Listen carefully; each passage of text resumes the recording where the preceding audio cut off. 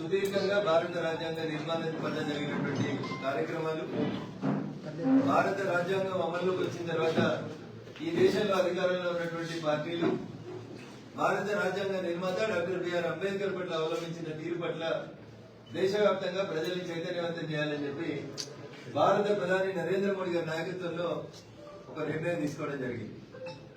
జరిగిన వాస్తవాన్ని ప్రజలకు చెప్పాలనేటువంటి ఉద్దేశంతో మీడియా మిత్రులందరూ కూడా ఇక్కడికి పిలవడం జరిగింది. చాలా మంది కాంగ్రెస్ ఈ దేశంలో అధికారంలో ఉన్నటువంటి 5.5 దశాబ్దాన్ని గమనిస్తే అంబేద్కర్ గారికి సంబంధించినటువంటి కార్యక్రమాన్ని జయంతుల్ని వర్ధంతులకి మాత్రమే పరిమితం చేసింది తప్ప కాంగ్రెస్ పార్టీ ఏ రోజు కూడా భారత రాజ్యాంగ నిర్మాత డాక్టర్ బిఆర్ అంబేద్కర్ ని గౌరవించలేదు, రాజ్యాంగ స్ఫూర్తిని కొనసాగించలేదు. మేము అధికారంలోకి వచ్చినాం కాబట్టి కాంగ్రెస్ మీద బురద జల్లాలనే ఉద్దేశంతో చెప్పట్లేదు. ఎక్కువ సమయం తీసుకోకుండా ఒక 5 ముక్కల లోపల మొత్తం కట్టే కొట్టే తెచ్చేటట్టు 5.5 దశాబ్దాల కాంగ్రెస్ పాలనలో 5 తరాలు భారత రాజ్యాంగాన్ని, భారత రాజ్యాంగ నిర్మాతని బిఆర్ అంబేద్కర్ ని అవమానపరిచినటువంటి విధానాన్ని 5 అక్షరాల లోపల చెప్పి ముగించదలుచుకున్నారు.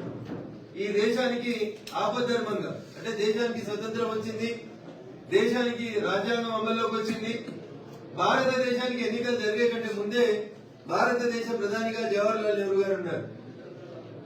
ఎన్నికలు కాబడినటువంటి ప్రజాస్వామ్య ప్రభుత్వం కాదు.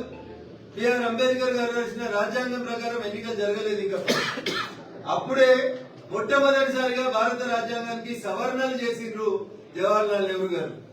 ఇగో ఇక్కడ స్టార్ట్ చేసింది కాంగ్రెస్ పార్టీ. జవహర్లాల్ నెహ్రూ కుటుంబం భారత రాజ్యాంగానికి తూట్లు పొడిచేటువంటి కార్యక్రమాన్ని, ఎన్నికలు జరిగి ప్రధానమంత్రిగా జవహర్లాల్ నెహ్రూ గారు రాజ్యాంగబద్ధంగా ఎన్నిక కాకంటే ముందే నామినేటెడ్ ప్రధానమంత్రి ఉన్నప్పుడే 2.5 సంవత్సరాలు దాదాపు భారత కాన్స్టిట్యూంట్ అసెంబ్లీలో చర్చించి రాసినటువంటి రాజ్యాంగానికి దాన్ని ఇంక తడి ఆరే కంటే ముందే సవరణల దుకాణం మొదలుపెట్టింది కాంగ్రెస్ పార్టీ, జవహర్లాల్ నెహ్రూ గారు. ఇగో ఇక్కడ స్టార్ట్ చేసిరు రాజ్యాంగానికి తూట్లు పొడిచే కార్యక్రమాన్ని. ఇక తర్వాత మొదటి ప్రధానిగా జవహర్లాల్ నెహ్రూ గారు చేసినటువంటి పనిని చాలా చేసిండ్రు. I don't want to go into all those details.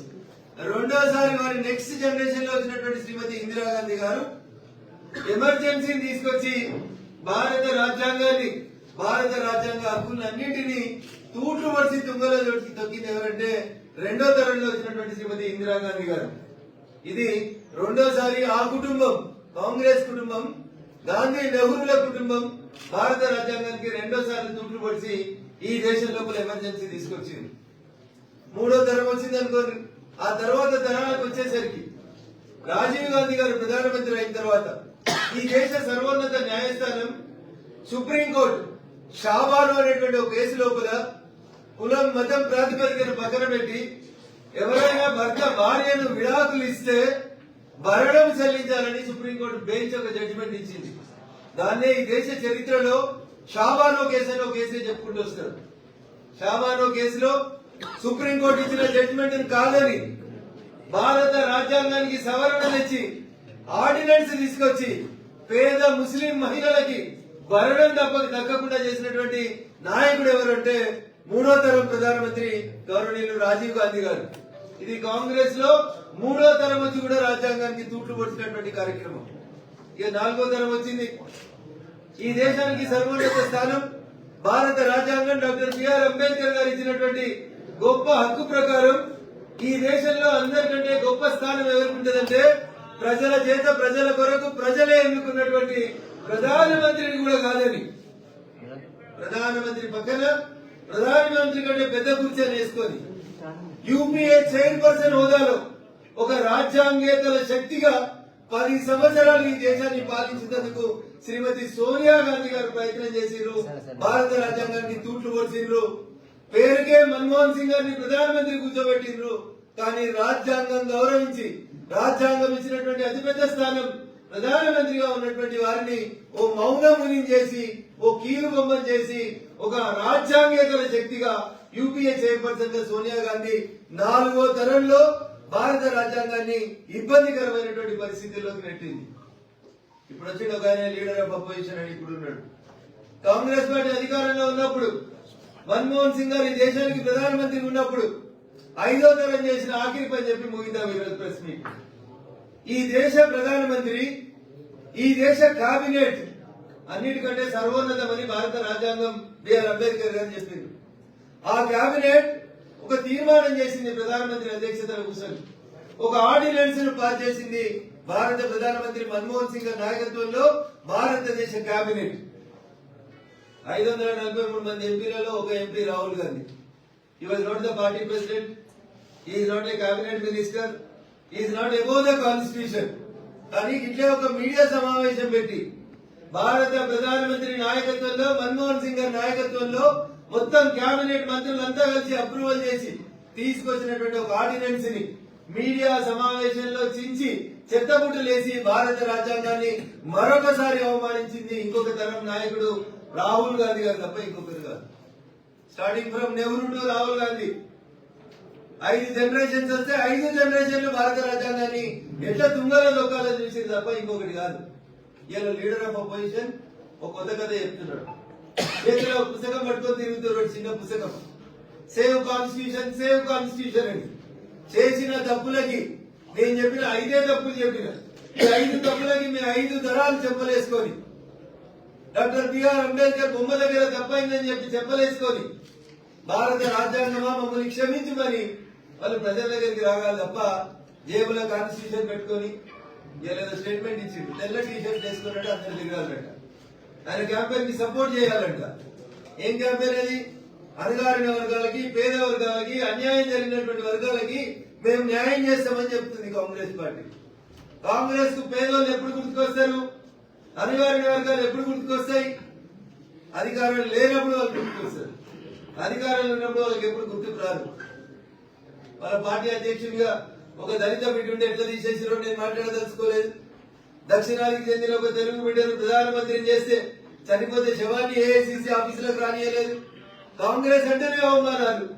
ఒక బీసీ బిడ్డ ఆంధ్రప్రదేశ్ కి ముఖ్యమంత్రి ఉంటే ఎయిర్పోర్ట్ లో స్వాగతం పలికేకాడేదో అవమానం జరిగిందని పార్టీ నాయకుడికి ఆయన కుర్చీ కూడా గుంజేసిరు. ఇంత చండాలమైనటువంటి అవలక్షణాలు కలిగినటువంటి కాంగ్రెస్ ఇలా సేవ్ కాన్స్టిట్యూషన్ అని జేబులో పుస్తకం పెట్టుకొని తిరుగుతా ఉంది. ఆఖరికి భారత రాజ్యాంగ నిర్మాత డాక్టర్ బిఆర్ అంబేద్కర్ గారు ఈ దేశ కేబినెట్ నుంచి రిజైన్ చేసి ఎందుకంటే జవహర్లాల్ నెహ్రూ గారి విధానాలు నచ్చకుండా అంబేద్కర్ గారు తన న్యాయశాఖ మంత్రి పదవిని రిజైన్ చేసి బయటికి వెళ్ళిపోయారు. చివరికి ఒక మాట మిత్రులారా, ఆయన ఎన్నికల్లో పోటీ చేస్తే 2 సార్లు డాక్టర్ బిఆర్ అంబేద్కర్ గారిని ప్రత్యక్ష ఎన్నికల్లో ఓడగొట్టిన పెద్దలు ఎవరంటే కాంగ్రెస్ వాళ్ళు, కమ్యూనిస్ట్ వాళ్ళు తప్పితే ఎవరు కాదు.